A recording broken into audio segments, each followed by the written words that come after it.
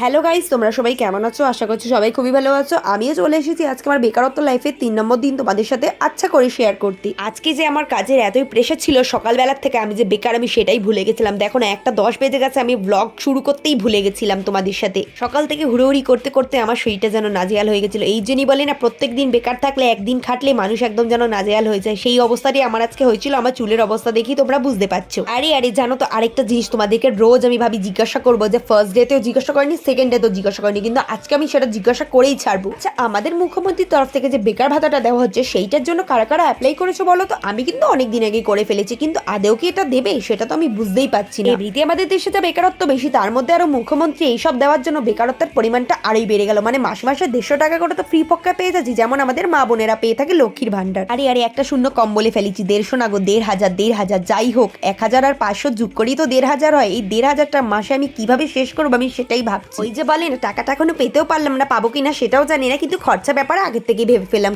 গিয়ে বাদাও ছাড়াও তোমরা যে মাংসটা এখন দেখতে পাচ্ছ সেটা আমিই রান্না করছি একটা ভিডিওর কারণে। পরে সেটা তোমাদের বিস্তারিত জানাবো, এখন তোমাদের জেনেও লাভ নেই কোনো। আমি বেকার, আমার বেকারত্বের ব্লগটাই তোমরা এখন এনজয় করো। আর আজকে দুপুরবেলার মেনু কিন্তু আমি তোমাদেরকে দেখাতে একদমই ভুলিনি, পরপর দুদিন তোমাদের দেখাতে ভুলে গেছি, খুবই কষ্টে ছিলাম। যাই হোক, আজকে আমি দেখাতে একদমই ভুলতে পারিনি, কারণ আজকে মাংস খাচ্ছিলাম, তাই জন্য এদে বিছনায় উঠে আয়েস মাতে মাতে তোমাদেরকে দেখো কেরম ভাবে কেরম কি সব দেখিয়ে যাচ্ছে, আমি নিজেও বুঝতে পারছি না আমি এগুলো কি করছিলাম। যাই হোক, আজকের জন্য এইটুকু দিয়ে শেষ করলাম। দেখা হচ্ছে 4th ডে ব্লগে। টাটা।